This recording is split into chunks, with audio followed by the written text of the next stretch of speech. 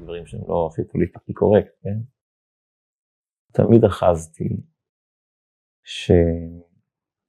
שבמלחמת הזהויות האלה של חרדים חילונים, אם יש איזה נקודת אמת אחת שאולי עליה יושב עוד ערימות של דברים שהם לא מדויקים ולא נכונים, זה הנושא של הגיוס לצבא.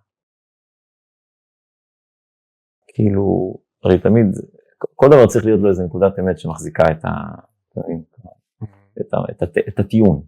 כן, צריך איזה נקודת אמת שאי אפשר שהכל יהיה שקר, שהכל יהיה סתם, כאילו, מצוץ מעץ. זה נקודת אמת שעליה אפשר להוסיף הררים של דברים. תמיד זה ככה. בכל טענה יש איזשהו גרעין של אמת. אני תמיד הרגשתי שהגרעין של אמת, שאוחז את כל המלחמה, את כל המלחמת זהות הזו, זה הנושא הזה. זאת אומרת, אם את זה מורידים, אתה קצת שומט את הבעיה העיקרית שיש בהורדת ידיים הזו כל הזמן. כי זה נקודת אמת. שההשתתפות במאמץ הזה של ההגנה על הארץ, זה אפשר להשתמט מזה. עכשיו, ברור, אני לא אומר שלימוד תורה הוא פחות מזה. אני גם אוחז כמובן שלימוד תורה זה ערך שיש לו שווה ערך. הוא ברמת שווה ערך להגנה הגשמית. ההגנה הרוחנית היא חד משמעית שוות ערך. ואדם שבאמת משקיע את עצמו בתורה, יש לזה ערך עצום עבור עם ישראל כולו, בהגנה הרוחנית, ואנחנו יודעים כמה הגנה רוחנית נצרכת לא פחות מהגנה גשמית. אתה יכול להסביר את זה קצת? למה לדעתך זה שווה ערך במובן הזה? כן. מה החשיבות של ההגנה הרוחנית? כן, תשמע, אנחנו יודעים אנחנו באופן כללי, כעולם, כאנשים, אנחנו לא בעלי מימד אחד, אנחנו לא רק גוף, אנחנו גם נפש. גוף ונשמה. גם העולם הוא חומר וצורה. זאת אומרת, יש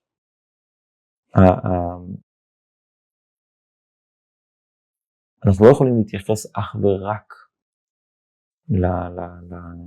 למימד הזה, לפן הפיזי של הדברים, כן? אנחנו יודעים שבסופו של דבר, אם אנחנו מסתכלים על הבריאה אפילו, אז יש מערכת, כמובן, של פיזיקה, מערכת חוקים, טבעית וכו'. אבל אנחנו יודעים שיש גם בורא, שברא את הבריאה, ומקיים בכל יום את הבריאה, ובו תלוי הבריאה, לא בטבע, זאת אומרת, לא רק בטבע, אלא הקדוש ברוך הוא, זה מי שמקיים את הטבע. זאת אומרת, יש פה איזשהו שילוב של רוח וגשם, רוחניות וגשמיות. זאת אומרת, יש את המציאות הגשמית, החומרית הנראית לעין, ויש עולם שלם רוחני, שהוא התוך, הוא הנשמה, הוא הפנימיות של הדברים. אז ברור שכשאנחנו מנהלים חיים, לא רק במובן של מלחמה, בכל תחום בחיים אני חושב שזה כך. אנחנו לא יכולים להתייחס אך ורק לעולם החומרי, לעולם הפיזי. יש מושג שנקרא ברכה, הרבה מדברים על זה, מה ברכה? מה זה ברכה? אפשר לנשש אותו, מה זה ברכה? היה לו ברכה, היה לו מזל. כן? זה שגור על לשננו, מה זה הדבר הזה? מה זה ברכה? כאילו, אם אתה עושה, אתה תצליח, אם לא תעשה, לא תצליח, מה זה מושג הזה של ברכה? ברור לנו שיש מעבר מה שנקרא, תעשה ותצליח, כן? מעבר למה שאתה עושה. יש עולמות רוחניים יותר, יש עולמות פנימיים יותר, שהם חלק מהעשייה שלי. ואם לא תהיה לי ברכה, אז אני יכול לעשות מהיום עד מחר, ואני לא אצליח. נכון? זה עולם אחד, זה גוף ונפש. יש פה את החומר ואת הרוח. יש פה את העולם, יש את הקדוש ברוך הוא שמחיה את העולם. אז ברור שגם בתפקיד של צבא ההגנה לישראל, להגן על עם ישראל, אז ברור שצריך לאחוז בנשק ולעשות את ההגנה הפיזית, מה שנדרש ברמה הפיזית, אבל ברור שבלי שיש התייחסות גם כן למשמעות הרוחנית שלנו כאן, ושיש סיבה ושיש ברכה, כן? אז לא תעזור לנו. דוד המלך אומר את זה הכי יפה בתהילים, לא זוכר איזה פרק שם, בשיר המעלות, הוא אומר, אם השם לא יבנה בית, שב עמלו בוניו בו. זאת אומרת, יש אנשים שעמלים לבנות, אבל אם השם לא יבנה בית, כלומר, אם הוא לא יעזור בפן הרוחני, כן, כמובן, בבניית הבית, אז הם יכולים לעמול מהיום עד מחר, אבל שב עמלו בוניו. ואותו דבר, אם השם לא ישמור עיר, שב שקד שומר. זאת אומרת, השומר יכול לשקוד על משמרתו ולשמור, אבל אם השם לא שומר את העיר, אגב, ראינו את זה בעיניים שלנו, שהיא באוקטובר, זה ממש היה כך. אם השם לא ישמור עיר, אז שב שקד שומר, יש לנו את הגדר הכי טובה, ואת השמירה הכי טובה, ואת הצפיתנים, ורואה יורה וכל הדברים, ואם אין ברכה, ברגע אחד הכל מתגלה ככלום. אז אנחנו חייבים להשקיע בפן הרוחני, בפן של המשמעות. והתורה, אנחנו יודעים כי הם חיינו, התורה היא חיינו, התורה היא מה שהחזיק את העם היהודי אלפי שנים. זה המשמעות הרוחנית, זה הקומה הרוחנית של עם ישראל. איך אתה חושב שבאדם שהוא חילוני יכול להתחבר לחשיבות של התורה? יצא לי דווקא לדבר על זה ממש לא מזמן, דווקא בצבא, עם זה מישהו. ונפל לי איזה רעיון מעניין, כאילו איך באמת לנסות להסביר את זה. כולנו יודעים, זה היום ברור, שמלחמה צריכה רוח. נכון? מלחמה מנצחים רוח. רוח צה"ל. רוח צה"ל, חייב רוח. חייב איזה שהם דברים שמרומים את הנפש. זאת אומרת, לא מספיק שתהיה חזק, ותהיה מוצלח ותהיה מקצועי, הכל טוב, צריך אותו. בלי רוח, אתה אדם מת. בלי שיש לך את המוטיבציה ואת הרוח, אתה אדם מת. אנחנו כולנו יודעים את זה, והצה"ל היום משקיע אין סוף בזה. כן? מה שנקרא ברוח הלחימה, ברוח הלוחמים. אמרתי לו משל, פשוט כדי להבין מה זה רוח, למשל. יש משחק שנקרא מרוץ שליחים. מרוץ שליחים, שיש חבר'ה שמתחרים בקבוצה, שלכל אחד יש מקטע מסוים, שהוא צריך לרוץ עם איזה מקל ביד, כשהוא רגע מגיע לסיום המקטע שלו, אז הוא צריך להעביר את המקל הבא בתור, וכולם כקבוצה, בסוף המקל צריך לעבור סיבוב שלם. כל אחד מבין שיש הבדל גדול בלהתחרות בקבוצה, כאילו כחלק מקבוצה, לבין להתחרות ביחיד. כשאדם מתחרה לבד, יש לו הרבה יותר לגיטימציה נפשית לוותר כשקשה. ויש קשיים, בתחרות תמיד יש קשיים. אבל כשאני לבד פה, אני סוחב את עצמי, הרוח שלי, המוטיבציה שלי היא ברמה מאוד, כאילו, כמה שאני מאוד רוצה בזה, אוקיי. אבל כשקשה מאוד, יש איזושהי לגיטימציה, לא נורא, יאללה, וותר. זה שונה מאוד אם הוא מתחרה בקבוצה. אם אדם יודע שהוא עכשיו מוותר, הוא לא מוותר לעצמו. כל החבר'ה שרצו והזיעו לפניו והשקיעו, והתאבדו על זה, והתאמצו, ראית כמה הם מסרו את הנפש שלהם במקטע שלהם, אתה גם להם מפסיד.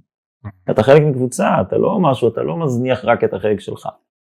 אתה בעצם מפסיד לכולם, זה משהו הרבה יותר משמעותי בנפש, זאת אומרת, אתה מקבל כוחות הרבה יותר גדולים, יש לך הרבה יותר רוח, הרבה יותר מוטיבציה, אתה לא רק נלחם בשבילך, אתה בעצם מחזיק פה משהו זה על הגב, זאת אומרת, זה נותן משמעות הרבה יותר גדולה. שוב, למרות שזה כאילו עניין טכני, זה גם עוד כמה אנשים, אבל העובדה שיש עוד אנשים איתך, זה מייצר לך הרבה משמעות שנותן לך הרבה מאוד רוח.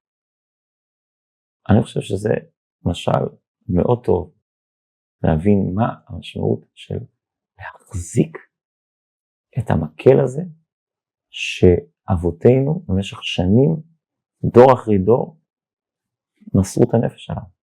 זאת אומרת, כשאני מחזיק את התורה, כשאני מחזיק את הספר ולומד בו, אני יודע שאני בעצם ממשיך להחזיק את אותו מקל שהאבא שלי מסר עליו את הנפש. למה? בגלל שהוא ראה את אבא שלו מוסר על זה את הנפש, ולא היה מוכן לוותר על זה אפילו בזמנים הכי קשים, בפרעות הכי קשות, בתקופות הכי קשות של עם ישראל. מה שהחזיק אותנו כעם, מה שהחזיק אותנו, נתן לנו את הרוח, זה הספר הזה, זה התורה שהקדוש ברוך הוא נתן למשה בהר סיני, וזה עבר כך מדור לדור. זה אותו תורה. זה משהו אדיר שחושבים על זה. אותה תורה שמשה רבינו מחזיק ביד והעביר לי יהושע וכו', מדור לדור, זה התורה שאני מחזיק ביד. מה אני נושא איתי? זה לא רק הסיפור שלי. אני פה ממשיך משהו שהוא שרשרת ארוכה דורות, אלפי שנים. הדבר הזה, זה מה שהחזיק את עם ישראל במשך כל הדורות. אז ברור שכשאני נותן לזה מקום משמעותי, זה רוח אדירה. גם בניצחון הפיזי, העובדה שאני נלחם בשביל מה, זה נותן לי את הלמה להילחם בכלל. זה נותן לי את הלמה להילחם. למה? למה אני משקיע? למה אני באמת מוסר את הנפש? ככה אני רואה את זה. נראה לי כל אחד יכול להגיד, כל מי שיש בו קצת נפש, רגש יהודי. הוא לא חייב לקיים תורה מצוות, אבל הוא גם מסכים שמשהו נשתמר כאן. משהו החזיק פה את עם ישראל במשך אלפי שנים. וזה הדבר הזה, אסור לוותר על זה. כי אם על זה נוותר, אז אנחנו קצת נאבד את הלמה להילחם. אולי כשקשה אנחנו נוותר. יאללה, נוותר על זה ונאגר לאן שהוא נדע. אז זה בעיניי מאוד מאוד חשוב. אבל אם נחזור לענייננו, כן, זה ככה מה שנקרא מאמר המוסגר, כמובן שהעובדה שמתעסקים בתורה, זה צריך להיות בתחושה של אחדות גמורה עם אלה שמתעסקים בצד החומרי, בצד הפיזי של הדברים. זאת אומרת, אסור שיהיה ניתוק, להיות מה שנקרא לעבוד ממש בהרמוניה. וכיום יש איזשהו סוג של ניתוק, יש איזשהו סוג שלא, זה לא בהרמוניה, כלומר, זה לא מרגישים אלו את אלו, כלומר, שאני נלחם בשבילו, אני נלחם בשבילו. וזה יצר מצב שכאילו, יש פה בכלל שני מגזרים, יש אלה שמשרתים את אלה שלא משרתים, זה בכלל לא נכון. זה מנהוג לא נכונה. כולם משרתים. או שאתה משרת בזה, או שאתה משרת בזה, אבל ודאי שכולם צריכים לשרת, כאילו, תתה. והפירוד הזה בין מגזרים יצר שיש מצב שבאמת אנשים לא משרתים בכלל. זה הזוי. זה לא דבר שיכול לקרות. כאילו, לתת משהו, לתת את עצמך במשהו. זה נראה לי לא נכון.